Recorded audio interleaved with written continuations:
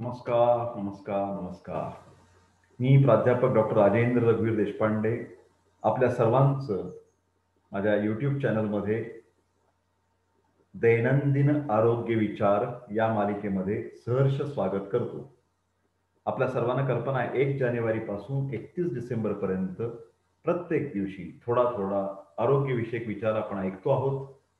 तो पचनी पडून घेतो आहोत आणि तो आपल्या आयुष्यामध्ये आपण त्याचा अवलंब करतो आहोत या ज्ञानाचा आणि त्याच्यामुळे आपण प्रत्येकजण निरोगीच राहणार आहोत याची मला खात्री आहे.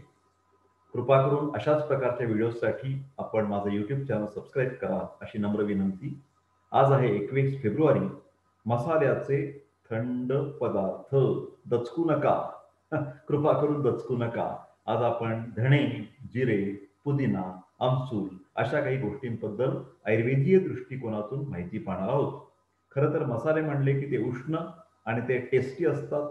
त्यांनी अन्नाला एक मस्त चव येते. परंतु याच मसाल्याच्या पदार्थांच्यामुळे काहींचे ॲसिडिटी वाढते आणि काहींना छातीमध्ये जळजळ, उलट्या किंवा काही उष्णतेचे त्रास होतात. तर अशा लोकांना मसाल्याच्या पदार्थांचा फायदा पण घेता आला पाहिजे, पण साइड इफेक्ट्स पण आपल्याला नको आहेत.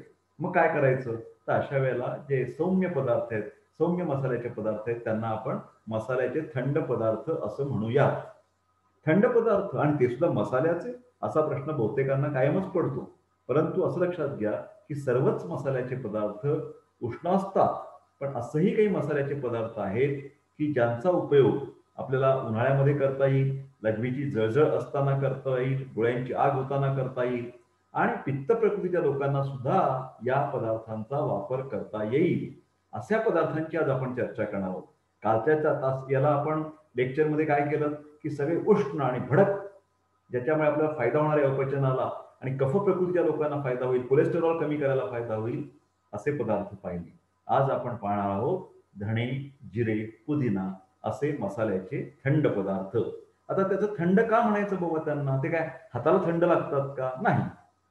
त्यांना थंड म्हणायचं कारण म्हणजे धणे आणि जिरे घेतल्यानंतर पोटामध्ये जळजळ किंवा ॲसिडिटी निर्माण करत नाहीत.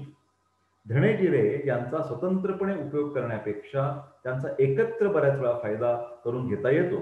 1 चमचा जिरे आणि 1 चमचा धणे, कोरिअँडर सीड असं 1 ग्लास पाण्यामध्ये रात्रभर भिजत टाकावं. थोडेसे ठेचावेत ते धणे किंवा जिरे आणि हे पाणी दुसऱ्या दिवशी सकाळी गाळून घेऊन पिलं, तर त्याच्यामुळे आम्लपित्त कमी होतं.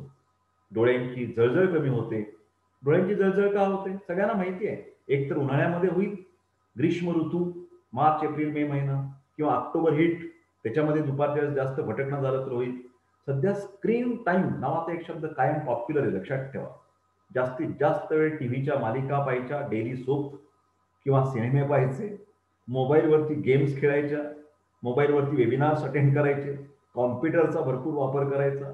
यामुळे आपल्या डोळ्यांना ॲस्थेनोपिया नावाची एक तक्रार निर्माण होते. डोळ्यांमध्ये अशक्तपणा येतो, डोळ्यांना थकवा येतो प्रचंड आणि डोळ्यांची आग होते सगळ्यात महत्त्वाचं म्हणजे.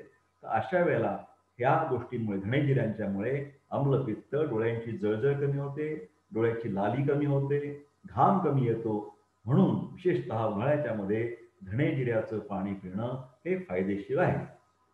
नुसतंच उन्हाळ्यात नाही, तर इतरही सीझनमध्ये, इतरही ऋतूंमध्ये तुम्हाला उष्णतेचे विकार झाले असतील.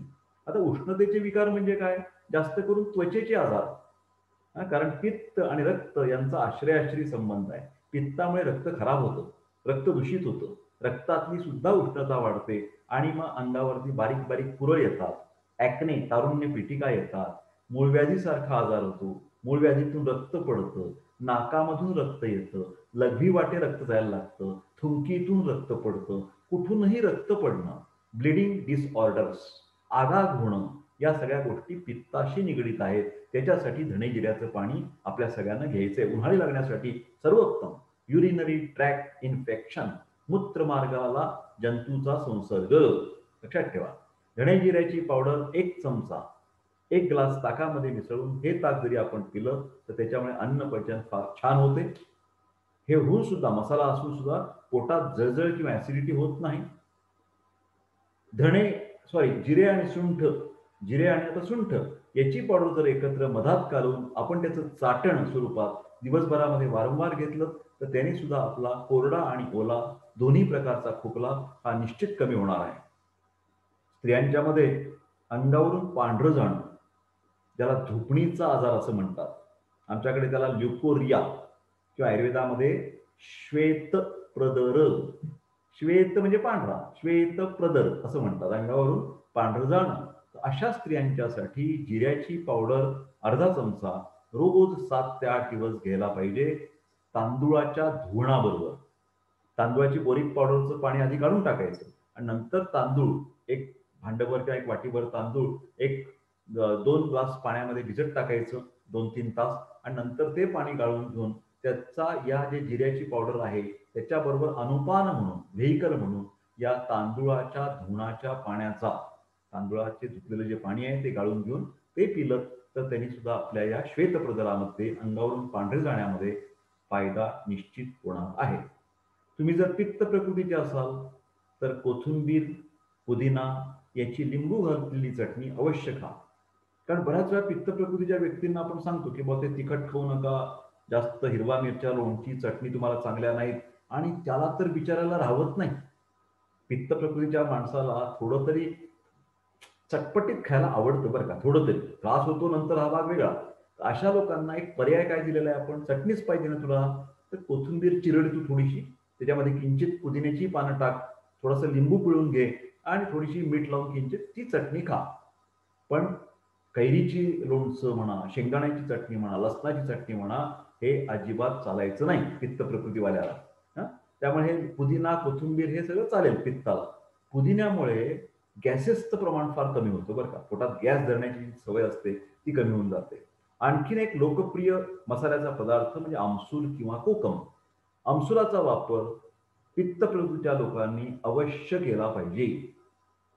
तुरीच्या डाळीची आमटी करताना सुद्धा थोडंसं त्यात आमसूल टाकलं तर तुरीच्या डाळीपासून जे आम्लपित्ताचा त्रास होणार आहे तो कमी होईल किंवा होणार नाही. अर्थात ज्यांना शक्य आहे त्यांनी तुरीची डाळ थांबवून मुगाच्याच डाळीचं वरण हे ॲसिडिटी असणाऱ्यांनी, पित्त प्रकृती असणाऱ्यांनी तुरीच्या ऐवजी मुगच वापरावे असं माझं ठाम मत आहे. पण वापरायचीच झाली तुरीची डाळ तर आत्ता सांगितल्याप्रमाणे आमसूल वापर करा. आमसुलाच्या सरबत उन्हाळ्यामध्ये विशेषतः आमसुलाचं जे सरबत असतं ते पिल्यामुळे ॲसिडिटी, आम्लपित्त, डोळ्यांची जळजळ थांबते. कोकम सरबत हे काही ठिकाणी रेडीमेड मिळतं तुम्हाला, धणे जिऱ्याची पावडर टाकून, नाहीतर आपण टाकायची. धणे जिऱ्याची पावडर टाकून केलं की त्याचे परिणाम अजून चांगले होतात उष्णता कमी करायला. सर्वच पित्ताचे जे आजार असतात, त्वचेवरती पुरळ येणं, तारुण्यपिटिका येणं, अंगाला खाज येणं, या सगळ्याला आमसुलाचं पाणी जे असतं ते बाहेरनं जरी तुम्ही व्यवस्थित लावलं चोळून दिवसातून 1-2-3दा तरी, तर त्यामुळे त्वचेला येणारी खाज, विशेषतः ज्याला आपण गांधी येण्याची तक्रार म्हणतो, वारंवार अर्टिकॅरिया म्हणतात इंग्लिशमध्ये, त्याच्यासाठी तात्पुरता होम रेमेडी, घरच्या घरी करायचा उपचार काय करायचा, तर आमसुलाचं पाणी हे सारखं अंगाला लावायचं. मासे खाणारी जी मंडळी असतात त्यांनी सोलकढी ही आवर्जून घेतली पाहिजे. कारण मासे आहेत उष्ण आणि पित्त वाढवणारे.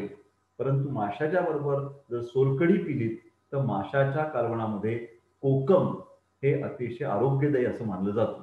मला असं वाटतं पित्त प्रकृतीच्या लोकांसाठी, आम्लपित्ताच्या रुग्णांसाठी थंड मसाल्याचे पदार्थ उपकारक आहेत. कारण चवीने खाणार त्याला आरोग्य मिळणार. मित्रांनो, अशाच प्रकारच्या व्हिडिओसाठी आपण माझं YouTube चॅनल सबस्क्राईब करा अशी नम्र विनंती. आज तुम्ही पाहिलं असेल तर 21 फेब्रुवारीला मसाल्याचे थंड पदार्थ, धणे, जिरे, पुदिना, आमसूल याच्याविषयी आपण चर्चा केली. उद्या असंच काहीतरी नवा विषय घेऊन आपण बोलणार आहोत. तोपर्यंत नमस्कार. सर्वे सुखिनः सन्तु, सर्वे सन्तु